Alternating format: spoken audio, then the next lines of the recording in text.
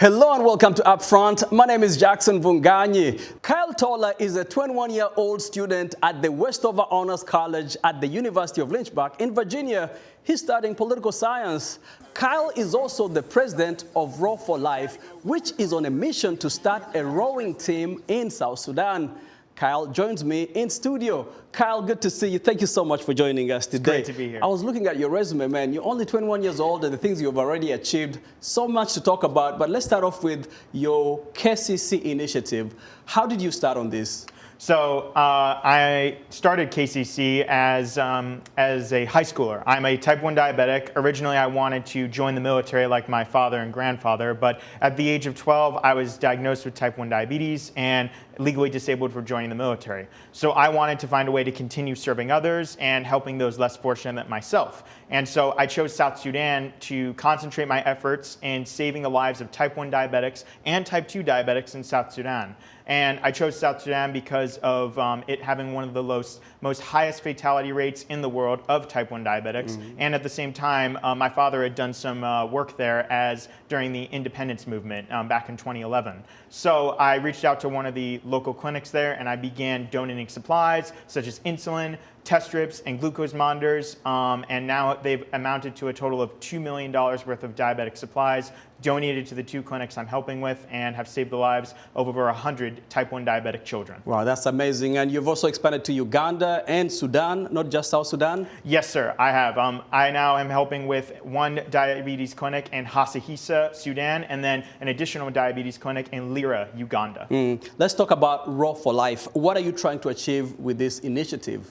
So as you probably know, South Sudan has been at war for over 60 years. It's always been, in conflict and with various ethnicities warring against each other. So Row for Life aims to create the first national Olympic crew team of South Sudan due to the fact that many South Sudanese rowers or South Sudanese boys and girls are oftentimes very tall and very strong. Statistically, on average, the South Sudanese people are the tallest and strongest people on earth, which is the ideal body for a rower. And so the vision of Row for Life is to create a national rowing team for South Sudan where there are 8 South Sudanese men or girls in a boat, in a rowing shell, which are the rowers. Then there's a coxswain, and then there is the coach. And so that's a total of 10 gold medals. And in addition to this, there's 10 states in South Sudan. And so the grand vision of Row for Life is to have 10 different ethnicities on this rowing team for South Sudan. And it will present a strong vision of national pride and national unity of all these different ethnicities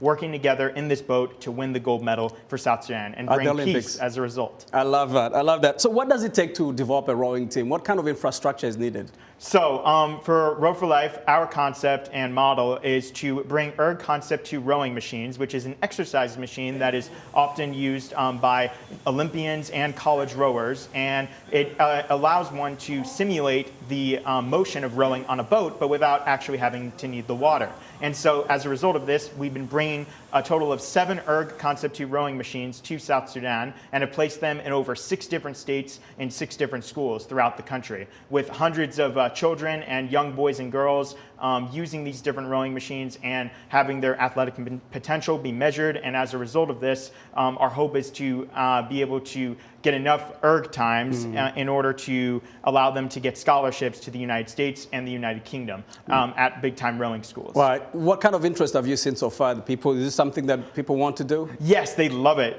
They have been extremely receptive of the rowing machines. Many of the young children often call it play row because they don't know the actual name because they do speak English, but it's often broken English, so they call it play row, but they love it. They're very receptive. They're very competitive. And I've already started to see some, natural talent among these young men and women. And so the goal for this summer in 2023 is to create a national rowing center in South Sudan, in Juba, the capital of South Sudan, where all children from across the country can train and become the next generation of Olympic rowers for South Sudan. Amazing. And that's not the only relationship you have with South Sudan. You were a constitutional intern last summer in Juba. What did you do? That's correct, Jackson.